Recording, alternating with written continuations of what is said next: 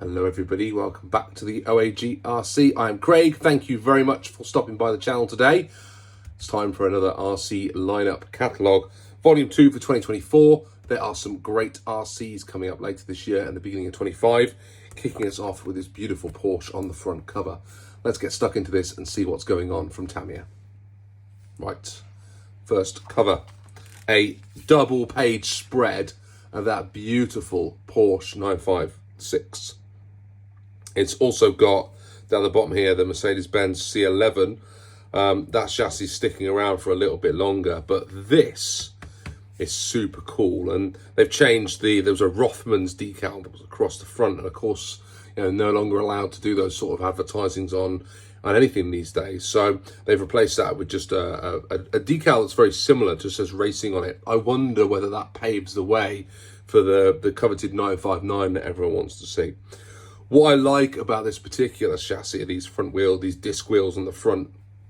Very, very cool. And hopefully for all those people that picked up the Mercedes last year or the year before, hopefully Tamiya have another stock of these foam tyres, which are really difficult to get hold of, or at least they have been up until now. Beautiful looking RC model. I'm sure that's going to be incredibly, incredibly popular. Over on the next page, we've got a Porsche 911 Carrera. That's on the BT01 chassis. Not been very popular, that chassis, but I think some people have said that with a little bit of shimming, that can be made into quite a reasonable chassis. It allows you to do 3 different combinations. You've got a midship motor, front wheel motor with front wheel drive, and a rear wheel motor position with rear drive. So I think it's nice that you can change up the chassis and give some different handling features for the cars. There's also a Supra on that same one. That is set up with the MR, so is the Porsche 911. Flipping over the page, it says reissued models at the top. I think most of these are pretty standard, certainly on this page they are. Still got some TT01 Type E's knocking around in a Audi Quattro Touring and the Subaru Impreza Mexico 24. Nice looking cars. There is an R chassis. There's also an S chassis that knocks around on the TT02 chassis. There was an SR at one point as well, but I didn't see that when I flicked through this earlier. I didn't see that anywhere. Over here, a couple of new body shells, a GR Supra, and also a Supra GT Racer. Really getting stuck into the Nissans and the Toyotas at the moment. Tamiya, they've got a lot of obviously good licenses to play around with there. Next page, another Toyota, the Celica. All these look like they're, well, certainly this side on the TT02, the Honda NSX, and another Celica there in more of a sort of white rally type chassis. Coming over onto this side, this is the MB01 chassis. You've got the Opel Kadett GT and also the Citroen DS. Interestingly, there's the Alpha Gulia, as my friend Phil over at Poor Boys said. That's not on this page, but the Opel's still rocking around. I quite like that. And I would really like to do this particular chassis as a rally chassis with some rally wheels on and some better shocks. Try and get a bit of ground clearance out. That's a project that I want to get started, but I haven't been able to pick up one of these chassis yet. A couple of more reissues over here. We've got the 2011 Avanti that's going to be coming back again. It's back. Yes, it is. There always seems to be an Avanti knocking around from Tamiya at the moment, doesn't there? I think everyone wants, is it the 2001 Avanti that everyone really wants Tamiya to get stuck into? But at the minute, they've given us another re-release of the 2011. And down here at the bottom of the page, sort of tucked away with a quarter of a half a page, is the Super Astute from 2018. That was a reissue back then. I am getting one of those for the Orchard Raceway. I've wanted one of these ever since I built a Madcap and turned it into a hybrid Super Astute, and I'm looking forward to getting that one on the channel and building that car. It's been something I've wanted right since I got back into RC. Over this side, the Fighting Buggy's had another release as well, with that cool shock oil that goes in, so you get one of these that sits behind the buggy and has it almost, the reservoir fills up and goes down as the shocks move around. It's really cool little design. That's a proper old school buggy. I've heard that's really fun build if you like your old schools. The fast attack vehicle down here, loads of people have been getting these recently and building them up. It's a really cool looking buggy, isn't it? It looks very similar to a Wild one. I don't really know how close the spec is on it, but it looks very similar to the Wild one. Perhaps someone can drop a note in the comment and say how close that is to a Wild one chassis. Not one I'm familiar with myself. New models, the one that everyone likes to talk about at the moment is the Hornet Evo. Look at that thing. That is beautiful, isn't it? And the Hornet is below just for good measure. So CVA shocks, they've changed all the suspension geometry, put some new parts in. It has the rear gearbox coming off the DTO2, DTO3 models, and a full bearing kit as well. However, in the UK, that's quite a pricey kit. That's coming in around about 190 to 200 pounds in some of the stores, which is a lot of money when you think you can pick up a Hornet for about 100 quid, 110 pounds. And you can get a DTO3 from about 80 pounds in the UK. So that did feel like an expensive kit for what it is, but I'm sure that's going to be super popular amongst the vintage collectors for that hopped up Hornet. Then we move over here into the trucks. I'm not a big fan, not got one of these. I'd love to build one and have a go, but these things, I mean, for me, the Orchard Raceway is the passion. I run the buggies. I tend to be really into the off-road vehicles. I've not had the chance to build one of these. I do have places I could run one, but I probably don't have space to store them because they're quite big. Maybe one day, never say never. When I run out of buggies to build, maybe I'll drop into a truck. But for those that are interested, there's a Scania 770S 8x44. Looks really cool. I'm sure if you're into your modelling, this is great with the 3-speed transmission. You probably need a pretty specific radio set to be able to make that work. Then a massive page full of trucks. I won't go into all of them. I say this every time. If I was going to pick one up, I'd go for the Globeliner because it looks like Optimus Prime from when I was a kid. But Mini OAG likes the blue ones and the purple ones, she told me. Those are the ones that are her favourites. There's loads of accessories for these things, and you can really get stuck into it. I know lots of people really enjoy this part of the RC modelling world, and it's great that Tamiya cater for all those needs. Loads of hopper parts for the truck, and that's just a very small selection of what's available because you can really go to town on these things. Some tanks, not something I'm into. I know there are others that are really into their RC tanks, and it's great to see that Tamiya is re-releasing some of the tanks from where it all started. This says it's a 50th edition from 1974, so that'll be very popular for some people looking for where it all began for Tamiya when it comes to RC tanks. Back to the buggies, my personal favourite. Top Force, I love the Top Force Evo. I've never built a Top Force.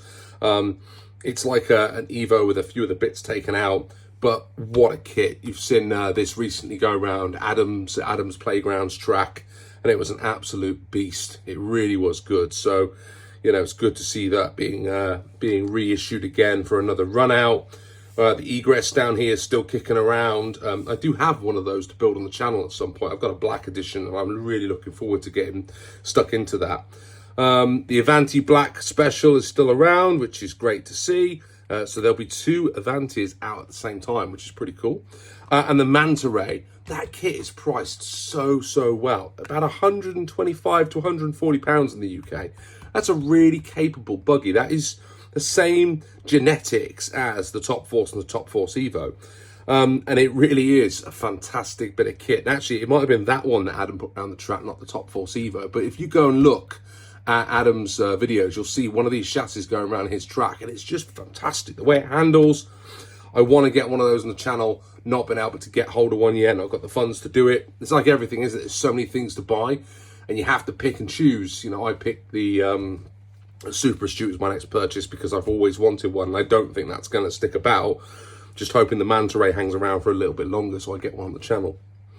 The Super Clodbuster Black Edition. If I was going to get a Clod, I haven't got a Clod. If I was going to get one, that is the one that I would get. I think that looks absolutely superb.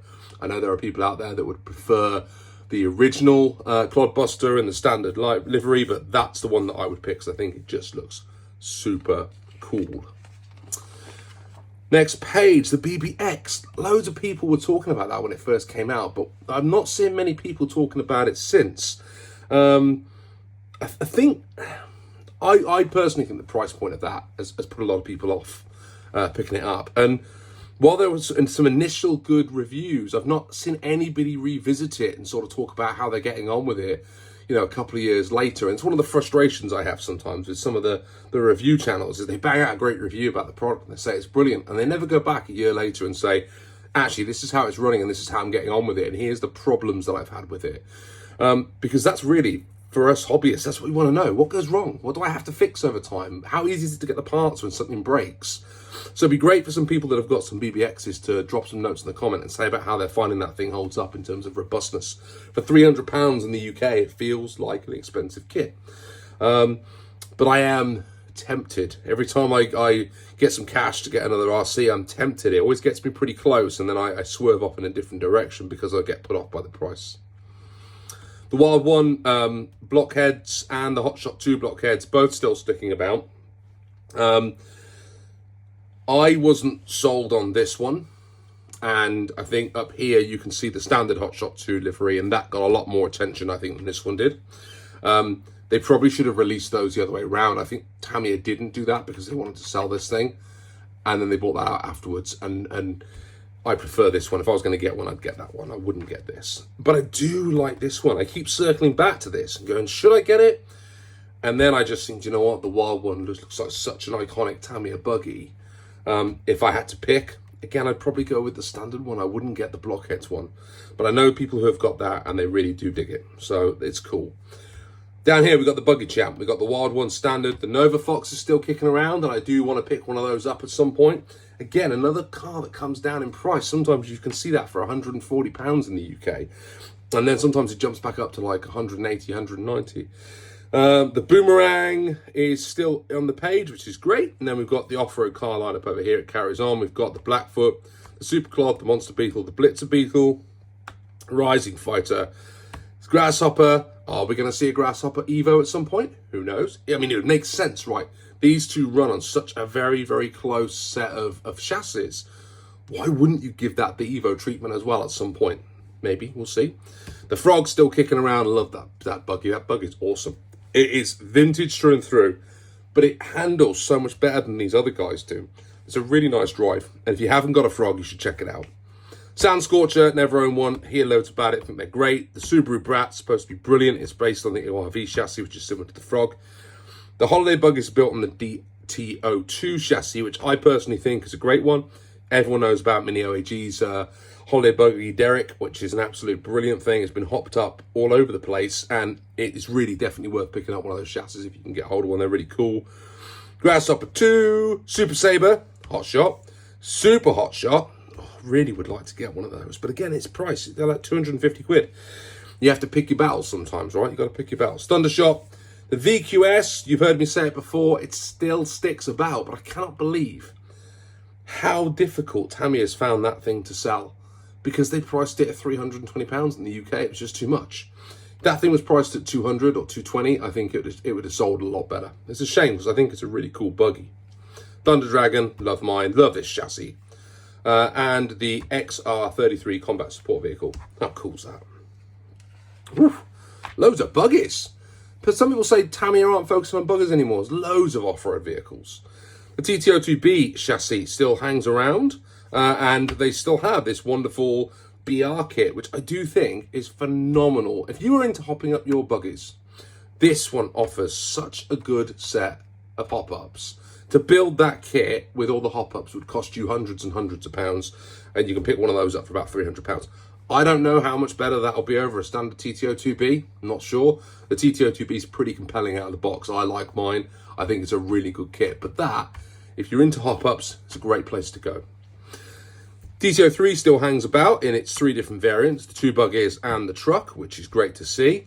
These guys here, the TD2 and the TD4, they seem to be looking like they're discontinued. So they're in this brochure, but recently in the UK, Tamiya slashed the price on those things. You could pick this up for £150 and you can get one of those for £180. And at launch, these things were nearly 300 and these were about £250. So they've just knocked 100 quid off the price of these chassis. I think these things are gone. If you want one of these, if you've been on the fence about getting one, great time to pick one up, because I'm not sure we're going to see that chassis again. I think Tamiya tried it, it didn't work out, and it's gone. I've built one of these, and I drive it around the orchard, and I think it's a great car. It's brilliant. I love it. This, I've got one to build, and I've not built it yet because I got it for a good price. I've heard that people have more problems with this over this, and I've got a whole host of hop-ups, and I think I'll be putting them onto this one rather than onto the TD2. The DTO2 chassis and the Sand Viper variant still knocks around. Great entry-level buggy. The DTO3 still kicks about Dark Impact. A bit more difficult to find these days, but they are still there if you know where you're looking. You've got the comical buggies there. There is a greater range of comical buggies, but they've only put the two in here, the Hotshot and the Avanti. The CW01 chassis down here. You've got the Mitsubishi Pajero, the Midnight Pumpkin Lunchbox, and the Black Edition Lunchbox, which I personally don't think you see very often, but it's here in the catalogue. Great chassis, great place to start if you're getting into RC with a young one. More off-road chassis. We've got the CC01, which is on the Ford Baja Bronco down here. It's a nice looking body set, isn't it? And if that was a pre-painted body shell, that'd be sweet. I'd imagine doing all those different color tones is going to be pretty challenging. But I like that body set. It looks pretty cool. Also got the Mercedes-Benz G500, which has been around since they first launched the CC02, the Land Cruiser, the Defender, the Toyota Cruiser 300, and the new style Bronco, which is also a pretty cool kit as well. Body kits on the CC02, I think, are really ace. And that thing sticks around. Lots of people I know have got those, really enjoy driving them around. And it's quite a competent little buggy, a truck if you're into that sort of stuff. The GF01 FT and also the TTO2 FT also recently received massive price cuts from Tamiya. Again, this thing in the UK was about £260, £270, and you could pick one up the other week for £170. They're not £100 the price of those things because they're clearing them out. They didn't sell particularly well and they want them gone. So if you're in for the tracks, get them soon. CR01, I've not seen a Land Cruiser, but the Rocker Socker is around if you want to pick one of those things up. I would love to get one, but there's so many things to buy, isn't there? You just can't get everything. But it would be fun to build one of those because they look like an interesting build. The Von Squash van is, I think that's a cool buggy. But again, you don't see people talking about that thing. But lots of people built it up. But you don't see too many running videos. I think my buddy Phil over at Poor Boys runs that quite a bit. So go and check him out. The GF01 Monster Beta Trial and the Land Cruiser. Not seen one of those, but that one certainly sticks around. The G601 chassis down here, which is the Volvo, the King Yellow, the Kong Head, and the Dyna Head. You can sort of pick these two up every now and then, but I don't think we see those very often in the UK. And then right at the bottom, you've got the four-wheel drive 4x4 pickup truck line, which, if I'm honest, I've been really interested in these recently. I've been reading about them. Addam over at Addam's Playground did a build on one of these things, and it's got me thinking that these could be quite good fun. Maybe one day. Maybe one day. I think Dirk did one as well over at Poor Birds RC. He did a build on that as well. MF01X. Who doesn't know about this chassis after the Poor Boys speed run? Everybody got out and smashed up their MF01X chassis, and they can go pretty fast if you know what you're doing with them. Quite a groovy little lineup. I still like the Escort body set there. That's pretty cool.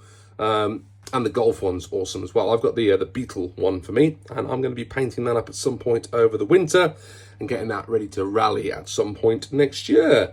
XV02, I won't waste my time telling you how I didn't enjoy that kit because you've all heard me banging on about it before, but I think it's awesome that the XV01's still knocking around because that chassis is brilliant. The XM01 Pro is like a smaller version of the XV02, and having not liked this, you'll be interested to know that I have one of these, and I've not built it yet, but I will do at some point, because I like the smaller form factor of the M chassis, and I think that it could make quite a fun little rally car. So I'm looking forward to building that one up, and I've got, what body shell have I got to put on that? I should remember, and I can't remember what body shell I've got to put on it, but I've got a groovy body shell to stick on that one as well. But a lot of the parts are similar to the ones that go over here on the XV02. Right, we're back on road somewhat again. We've got the racing trucks which still stick about, and there's quite a good following of those in like on-road racing and things like that. I think people really still run those and run them hard. So it's cool that Tamiya just keeps putting this chassis out there and putting the body sets out there so people can keep racing them. That's great. SW01 chassis down here for a bit of fun. Go and check out Rob Brennan RC. He did a build video and hot one of these little things up, and they're good fun if you're getting into RC with your children or your grandchildren. Great place to go. On-road chassis, we've got the TA08 Pro chassis. 2 belt driven 4-wheel drive. So that's very similar to the DB, what is it? No, not DB. Is it the DB01? The Dirk has a 2 double belt driven, and the TA04 I think had 2 belts as well, didn't it? I'm getting all confused now. Might tell me a timeline history, but that's a cool little chassis if you're into your on-road chassis. You've got the TC01, which I always think is a really interesting chassis because the shocks are laid down flat in that bad boy. And that was on a Mercedes CLK GTR. And there's the SRX. I did say that earlier on, so it is still available, and the Type S is down there too. And then, I am not going to go through all of these, do not worry, but there is a whole host of body sets that you can get on your TT02s. And that's it. I got the Yaris for my X01, the Yaris shell.